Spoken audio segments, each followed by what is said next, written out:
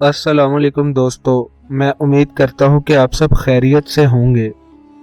दोस्तों, तारीख़ यहूद सीरीज़ के 9वें एपिसोड में आज हम आपको बताएंगे कि यहूदियों ने किस तरह मगरिब में बादशाहत को ख़त्म करके जमहूरियत की बुनियाद रखी और इस जमहूरियत ने सरमायादारों को कैसे फ़ायदा पहुँचाया। दरअसल ये बड़े सरमायादार यहूदी ही थे। तो चलें शुरू करते हैं आज की वीडियो। यहूद और जमहूरियत। कलीसा और बादशाहत ने एक दूसरे की पुष्ट पनाही और हमनवाई भी की और एक दूसरे के खिलाफ मज़ाहमत और तसादुम की राह भी अपनाई। हर दो सूरतों में इन्होंने यहूद के लिए मुश्किलात और मसाइब पैदा किए, लिहाजा इन दोनों निज़ामों या इदारों से मुहासमत और दुश्मनी यहूदियों का अव्वलीन और ख़त्मी हदफ है।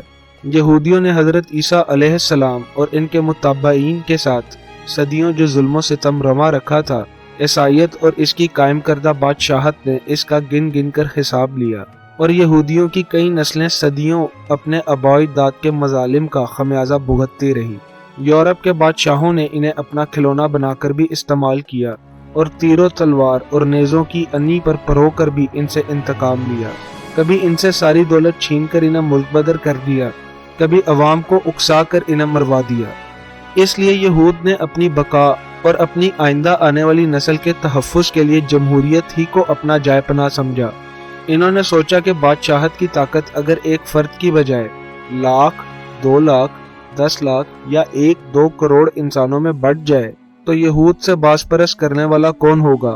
क्यों ना हम तजारत, इल्म और दौलत के हरबों से माशरों, जहनों और मिजाजों को बदल दें। इंसानों की ठोस मजमुई कुव्वत को वोट की कागजी पर्ची पर मुंतकिल कर दिया जाए और करप्शन के गोना गो हरबों को इस्तेमाल करके जमहूर की कुव्वत को अपने ताबिया फरमान लोंडी क्यों ना बना लिया जाए। इन सवालों के मुस्बत जवाब ने जमहूरियत का संगे बुनियाद रखा।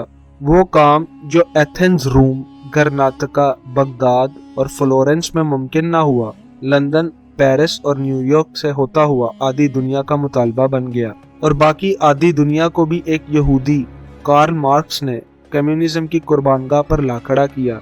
बादशाहों से इजहार बेजारी और जमहूरियत के क़याम के लिए दूसरों के पास जो दलाइल हैं, हम इनसे सरफ़े नज़र करते हुए यहूद के नुक्ता नज़र का जायज़ा लेते हैं, जो इस वीडियो का असल मौजू है, और ये भी देखते हैं कि सरमाए की कुव्वत वोटर की राय पर किस तरह असरअंदाज होती है और वो किस तरह एक कठपुतली की तरह सरमायादार के हक में अपनी राय का इजहार करने पर मजबूर हो जाता है। मगरबी जमहूरियत के अंदर कई तनाक़ुज़ात हैं, जिनमें से एक ये है कि मुंतखब शुदा नुमाइंदा अक्सरियत का नुमाइंदा नहीं बल्कि दर हकीकत अक़लियत का नुमाइंदा होता है। मिसाल के तौर पर एक हल्का इंतखाब 1 लाख वोटर्स पर मुश्तमिल है और 10 उम्मीदवार खड़े हैं। 9 उम्मीदवार अगर बराबर वोट लेते हैं तो कामयाब करार पाने वाला उम्मीदवार वही होगा जिसके चंद वोट दिगर उम्मीदवारों से ज्यादा होंगे। इस तरह वो इन सब वोटरों का नुमाइंदा तो नहीं होगा जिन्होंने दूसरे उम्मीदवारों के हक में वोट डाल दिए हैं। इस तरह वो एक हकीर अक़लियत का नुमाइंदा होने के बावजूद अक्सरियत से कामयाब शुदा करार पाएगा। जैसा कि पहले कहा जा चुका है कि वोटरों की राय को मुतासर करने में सरमायादार गालिब किरदार अदा करता है। इंतखाबात में नादीदा कुव्वतें बहुत कुछ कर जाती हैं और वोटरों को एहसास तक नहीं होता कि इनके साथ क्या हाथ हो गया है। सरमायादाराना जमहूरियत में दूसरा नाकाबिले इलाज नुक्स अहले इल्म और इल्म से कोड़े अफराद को यकसा अक्लमंद और इसाबे दानिश करार दिया जाता है, क्योंकि हर एक का एक ही वोट होता है। बकौल इकबाल, इस राज को एक मर्दे फरंगी ने किया फाश, हर चंद के दाना इसे खोला नहीं करते। जमहूरियत एक तर्ज़े हुकूमत है कि जिसमें बंदों को गिना करते हैं, तोला नहीं करते।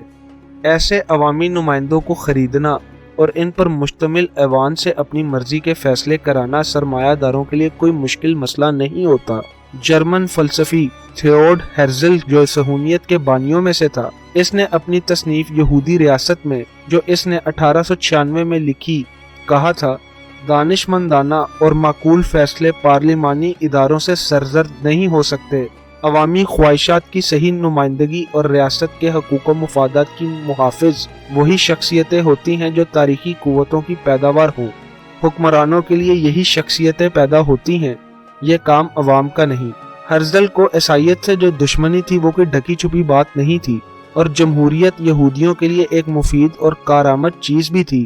اس کے باوجود جمہوریت کی اصل حقیقت کے بارے میں وہ غلط فہمی میں مبتلا نہیں ہوا۔ بالآخر صحافیانہ دیانتداری سے جمہوریت کے خلاف فیصلہ دے دیا۔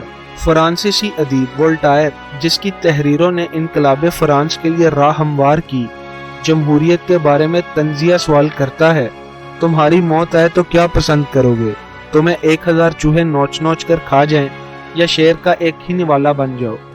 جرمن فلاسفر نیچے کی عظیم تصنیف یوں کہا زرتشت نے کہ 6 ایڈیشن میں ایک یہودی ڈاکٹر آسکر لیوی نے یہود کی جمہوریت کا یوں پول کھولا ہے: غریب اور امیر برابر ہوں، کمزور اور طاقتور برابر ہوں، جاہل اور عالم ایک دوسرے کے مساوی ہوں، نہیں بلکہ جاہل امیر، علماء اور طاقتوروں پر بھی سبقت لے جائے۔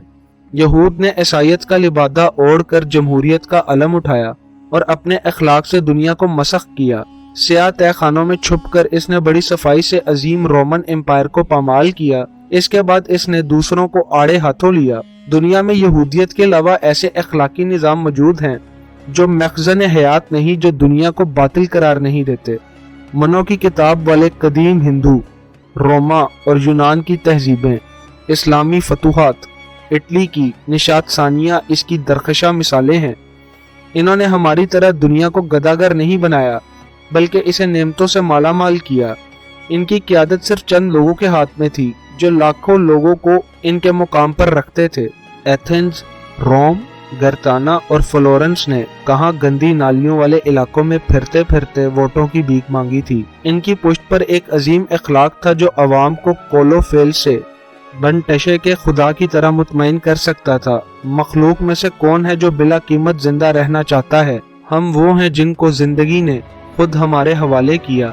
ہم ہر لحظہ سوچتے ہیں کہ ہم نے اس احسان کے بدلے انسانیت کو کیا دیا ہے۔ یہ تھے وہ لوگ جنہوں نے یورپ کو سیکولر ڈیموکریسی کے آگے جھکایا اور خود اپنے دین کے علم بردار بن کر یورپ کو ہر قدر، ہر عقیدے اور ہر مذہب سے بیگانہ کر کے اسے گمراہی اور جہالت کی پٹی پڑھائی اور ماڈرنزم اور ترقی پسندی کے خالی خولی نعروں پر رضامند کر دیا۔ یہودی اثر تاپا مذہبی ہوتا ہے، لیکن دوسروں کا مذہبی ہونا اسے اس لیے گوارا نہیں کہ اس سے ان کی کھال بچی رہتی ہے۔ دوستوں، میں امید کرتا ہوں کہ آپ کو آج کی یہ ویڈیو بہت زیادہ پسند آئی ہوگی، اس لیے میری آپ سے گزارش ہے کہ اس ویڈیو کو لائک اور شیئر کر دیں اور چینل کو سبسکرائب کر دیں اور اپنی قیمتی آرا کا اظہار اس ویڈیو کے کمنٹ سیکشن میں کریں۔ دوستو، دعاؤں میں یاد رکھیے گا۔ ملتے ہیں اگلے ایپیسوڈ میں۔ اللہ حافظ۔